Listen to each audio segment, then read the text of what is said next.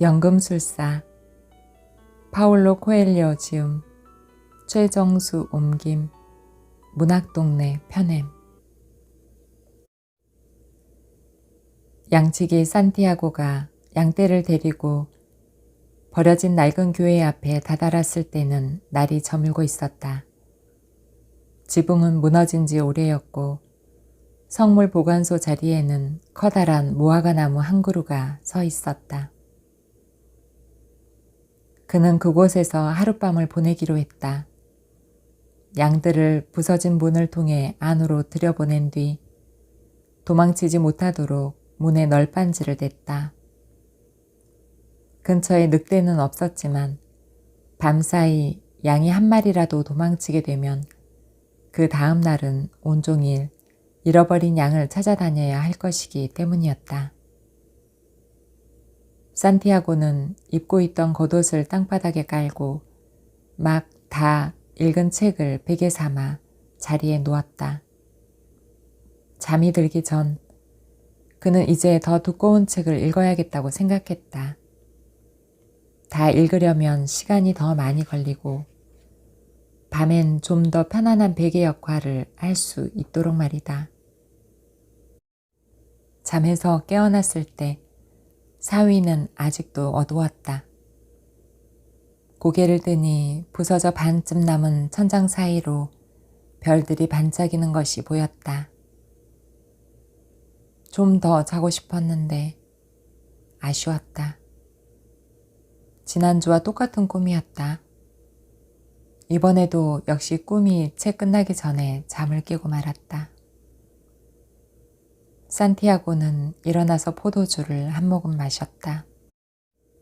그리고 나서 자고 있는 양들을 깨우려 양치기 막대를 집어들었다.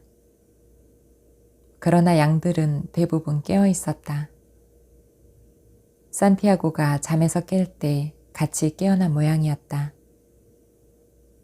어떤 신비로운 힘이 자신과 양들을 하나로 묶어 지난 2년 동안 물과 먹이를 찾아 대지를 떠돌아다니게 하고 있는 것만 같았다.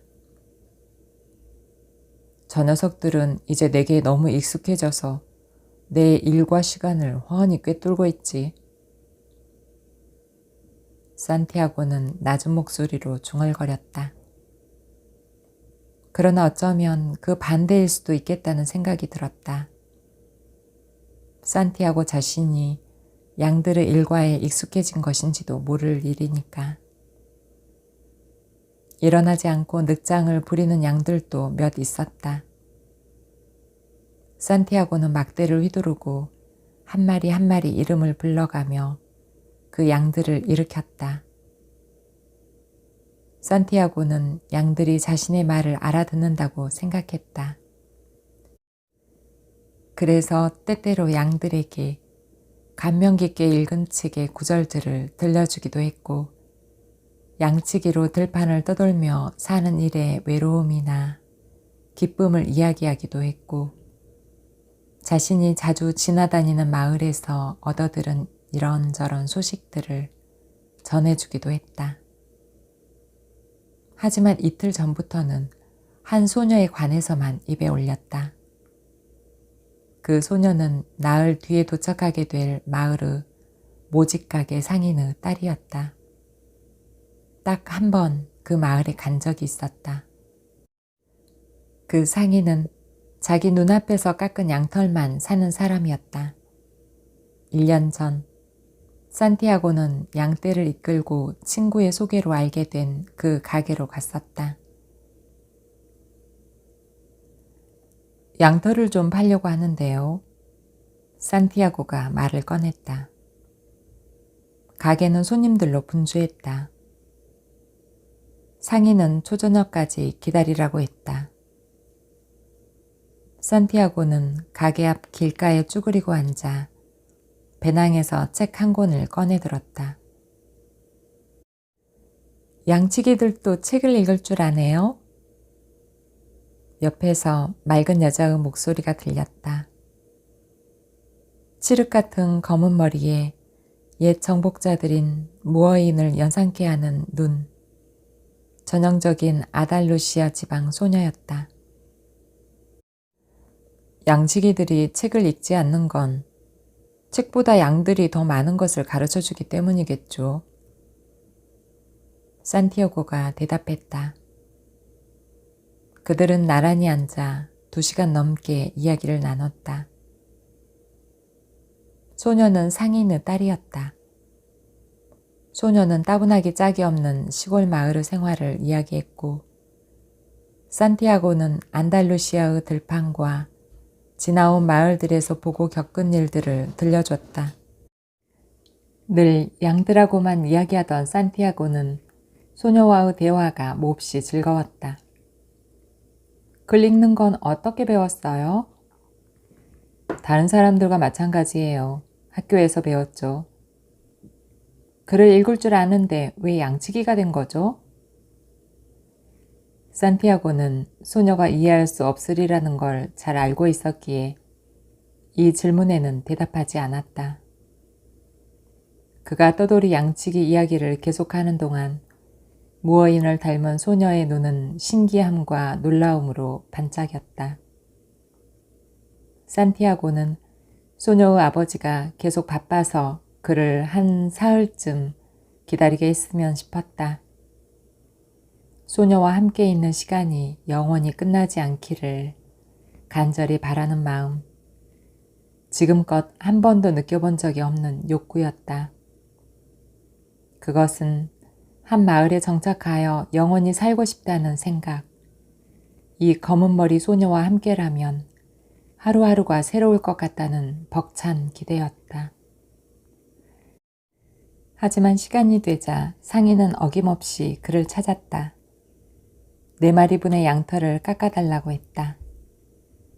상인은 값을 치르며 내년에도 또 와달라고 덧붙이는 걸 잊지 않았다. 이제 나흘 후면 그 마을을 다시 찾게 된다. 산티아고는 몹시 흥분되었다. 동시에 불안하기도 했다. 많은 양치기들이 그 가게를 드나들 테니까 소녀는 그를 기억하지 못할지도 모른다. 당연하지. 나 역시 다른 마을에 사는 소녀들을 많이 알고 있는데 뭐. 그는 아무렇지도 않다는 듯이 양들에게 말했다. 그러나 마음은 그렇지 않았다. 그는 여러 양치기들 중에 한 사람이고 싶지 않았다. 양치기들 또한 선원이나 행상들처럼 마음속에 품고 있는 말 하나쯤은 있게 마련이었다. 그에겐 소녀가 사는 그곳이 그랬다. 혼자서 자유롭게 세상을 떠돌아다니는 즐거움조차 있게 만드는 그런 곳. 새벽의 어슴푸레한 빛이 비춰오기 시작했다. 산티아고는 해가 떠오르는 방향으로 양들을 몰아갔다. 양들은 스스로 어떤 결정을 내려야 할 일이 전혀 없겠지. 그렇기 때문에 항상 나와 함께 있는 걸 테고, 양들이 필요로 하는 것은 오직 물과 먹이뿐이었다. 자신들의 양치기가 안달루시아의 맛있는 목초지들을 많이 알고 있다면 양들은 언제까지나 그의 친구로 남아있을 것이었다. 매일매일이 다른 날들과 다름없는 것도, 해가 뜨고 지는 사이 긴 시간들이 그저 그렇게 지나가 버리는 것도, 짧은 생애 동안 단 한 권의 책도 읽어보지 못하는 것도, 마을 소식을 전해주는 인간의 언어를 못 알아듣는 것도 양들에겐 중요하지 않았다. 양들은 물과 먹이만 있으면 즐거워했고, 물과 먹이는 지천에 널려 있었다. 착하게도 양들은 그 대가로 양털을 제공하고 때로는 자신들의 고기까지 내어주었다. 만일 어느 순간 내가 괴물로 변해서 자기들을 차례로 죽여버린다 해도 양들은 자기 친구들이 거의 다 죽고 난 후에야 무슨 일이 벌어진 건지 알아차릴 거야. 그건 다 내게만 의지해 본능에 따라 사는 법을 잊어버렸기 때문이지. 내가 자기들을 먹여주니까. 문득 산티아고는 자신의 이런 생각들이 낯설게 느껴졌다. 무화과 나무가 서 있던 버려진 교회. 그곳이 남겨놓은 음산한 기분 탓인가? 그는 거기서 똑같은 꿈을 두 번째로 꾸었다. 언제나 자신의 충직한 동료인 양들에게 이처럼 느닷없는 생각을 품는 게 바로 그 꿈 때문인가? 그는 지난밤 먹다 남긴 포도주를 조금 마시고 겉옷을 단단히 여몄다. 이런 뜨거운 햇살이라면 곧 양떼를 초원으로 몰고 갈 수 없을 정도로 대지는 달아오를 것이다. 여름날 그런 시간이 되면 스페인 전체가 잠을 자지 않던가 실제로 더위는 밤까지 계속되었다. 그는 온종일 뒤집어 쓰고 있는 겉옷이 무겁고 답답하게 느껴져 입에서 불평이 새어나오면 새벽의 추위를 생각했다. 우리 같은 사람들은 언제나 갑작스러운 기온 변화에 대비하고 있어야 해. 그렇게 생각하자 거추장스러운 겉옷의 무게도 고맙게 느껴졌다. 겉옷이 나름의 의미를 지니는 것처럼 산티아고에게도 자신의 존재 의미가 있었다. 바로 여행이었다. 안달루시아 평야를 돌아다닌 2년 동안 그는 그 지역의 모든 마을들을 알게 되었고 그것은 그의 삶에 빛과 의미를 주었다. 이번에 소녀를 만나면 평범한 양치기인 자신이 어떻게 해서 글을 배웠는지 말해주고 싶었다. 산티아고는 16살 때까지 신학교를 다녔다. 그의 부모는 그가 신부가 되어 단지 먹을 것과 물을 얻기 위해 일하는 생활을 벗어나 보잘것없는 시골 집안의 자랑이 되어주기를 바랬다. 그는 라틴어와 스페인어 그리고 신학을 공부했다. 하지만 조금씩 나이가 들면서 그는 더 넓은 세상을 알고 싶었다. 그것은 신이나 인류의 죄악에 대해 아는 것보다 중요한 일 같았다. 어느 날 저녁 집에 다니러 왔다가 그는 용기를 내어 아버지에게 신부가 되는 길을 포기하고 싶다고 했다. 아버지, 저는 세상을 두루 여행하고 싶습니다. 얘야, 세상 각지에서 온 사람들이 우리 마을을 지나간단다. 그 사람들은 새로운 것을 찾아서 오지. 하지만 그들은 여전히 똑같은 사람으로 남아있을 뿐이야. 그들은 성을 보려고 언덕으로 올라가서는 옛날이 지금보다 좋았다고 생각해. 머리가 금발이거나 피부가 검은 사람들도 있어. 그렇지만 그들도 우리와 똑같은 사람들이란다. 하지만 저는 사람들이 사는 성에 대해 아는 게 없어요. 그들은 우리 마을의 초원과 우리 마을 여자들을 보고는 언제까지나 여기서 살고 싶다고 말하지. 저는 바로 그들의 땅과 그들의 여자들에 대해 알고 싶어요. 실제로 그 사람들이 우리 마을에 남아 살지는 않으니까요. 그 사람들은 돈이 가득 든 주머니를 가지고 여행을 다닌단다. 하지만 우리 중에 떠돌아다니며 살 수 있는 사람은 양치기밖에 없어. 그렇다면 전 양치기가 되겠어요. 아버지는 더 이상 아무 말도 하지 않았다. 다음날 아버지는 주머니를 하나 건네주었다. 스페인의 옛 금화 3개가 들어있었다. 언젠가 들에서 주운 거란다. 내 이름으로 교회에 헌금할 생각이었지.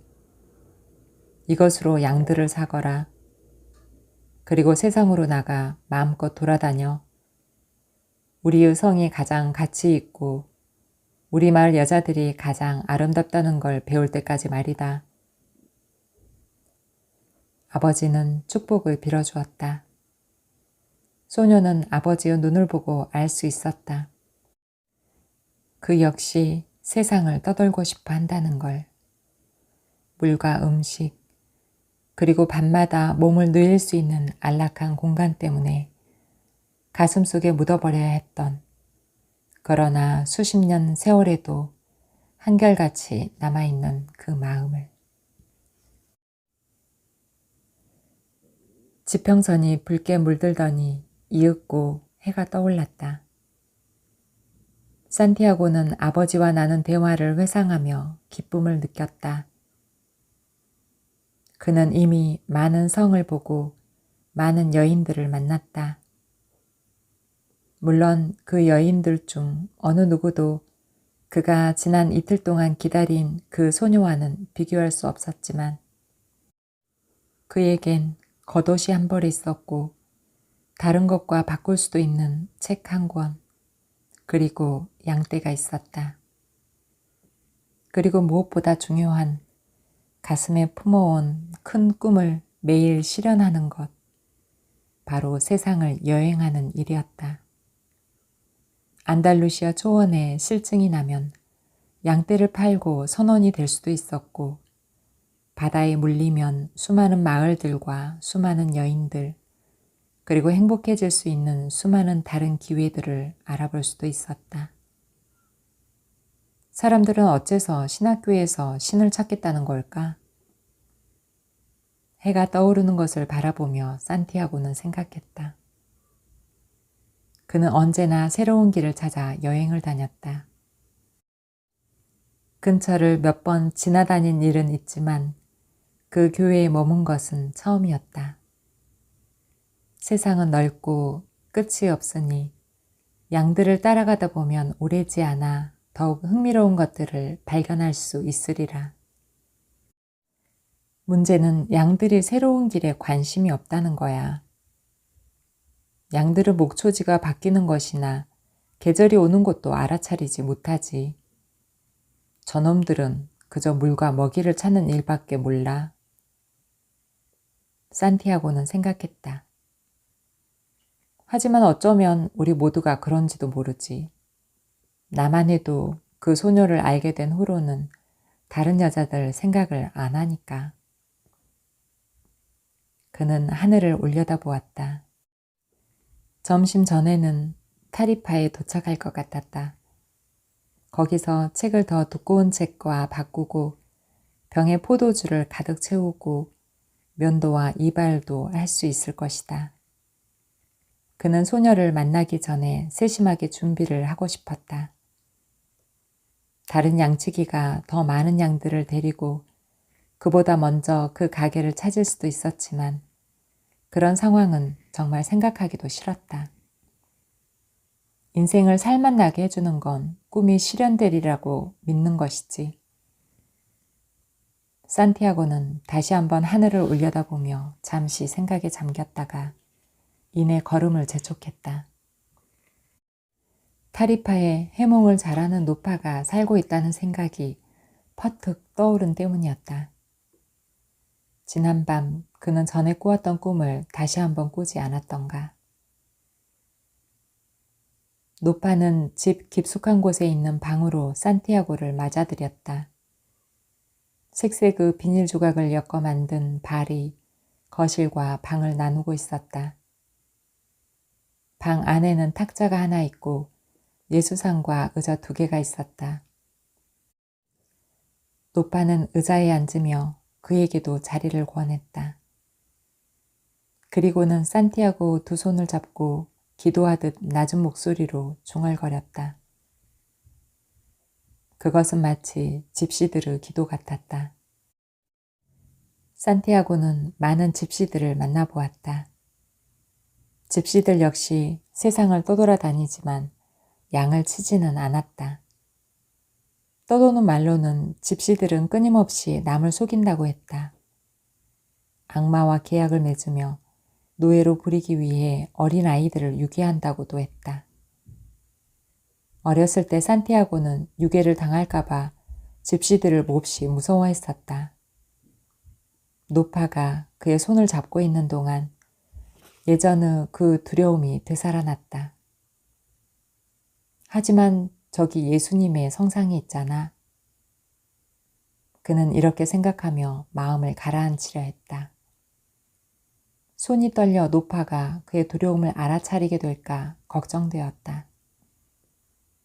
마음속으로 조용히 기도문을 외웠다. 아주 흥미로운 손금이군. 노파가 그의 손에서 눈을 떼지 않은 채 말했다.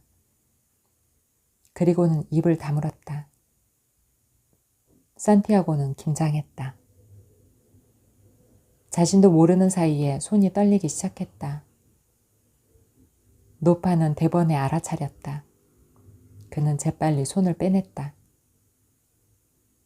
저는 손금을 보러 여기 온 게 아닙니다. 산티아고는 이 집에 들어온 것을 후회했다. 아무것도 알지 못하더라도 빨리 복채를 지불하고 여기서 나가고 싶었다.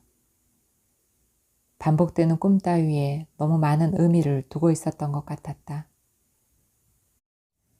꿈을 풀이해달라고 온 게지. 꿈이란 곧 신의 말씀이지. 신이 이 세상의 언어로 말했다면 나는 자네의 꿈을 풀어줄 수 있어. 그러나 만약 신이 자네 영혼의 언어로 말했다면 그건 오직 자네 자신만이 이해할 수 있다네. 하지만 어느 쪽이 됐건 복채는 내야 해. 노파가 말했다. 이건 속임수야. 산티아고는 생각했다. 하지만 모험을 해보기로 작정했다. 양치기는 언제나 늑대나 가뭄 같은 위험에 노출되어 있다. 그런데 바로 그런 위험이 양치기라는 직업을 흥미진진하게 만들어주는 것이기도 했다. 똑같은 꿈을 연달아 2번 꾸었습니다. 꿈에 양들과 함께 초원에 있었는데 어린아이 하나가 나타나서 양들과 놀기 시작했어요. 저는 다른 사람이 내 양들과 노는 걸 별로 좋아하지 않아요. 양들도 낯선 사람에겐 겁을 먹고요. 하지만 어린아이들은 양들을 놀라게 하지 않고 곧잘 논단 말이에요. 전 모르겠어요. 어떻게 동물들은 사람의 나이를 그렇게 잘 알아보는지. 그가 말했다. 자네 꿈 얘기나 계속해봐. 불에 소출을 올려놨어. 게다가 젊은이는 돈도 별로 없는 것 같은데 내 시간을 너무 뺏지 말아야지. 노파가 산티아고의 말을 끊었다. 그 아이는 한동안 양들과 놀았어요. 그런데 갑자기 그 아이가 제 손을 잡더니 이집트 피라미드로 데려가는 거예요. 산티아고는 약간 풀이 죽은 모습으로 이야기를 이어나갔다.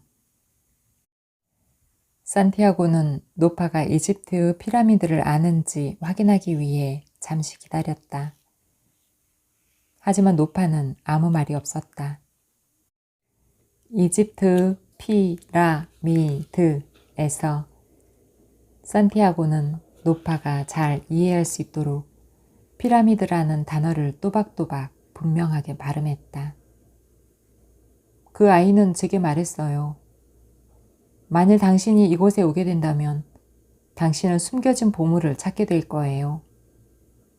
그런 후에 그 아이는 정확한 지점을 제게 짚어주려 했죠. 그런데 바로 그때 꿈이 깼어요. 2번이나요. 노파는 잠시 동안 아무 말 없이 있었다.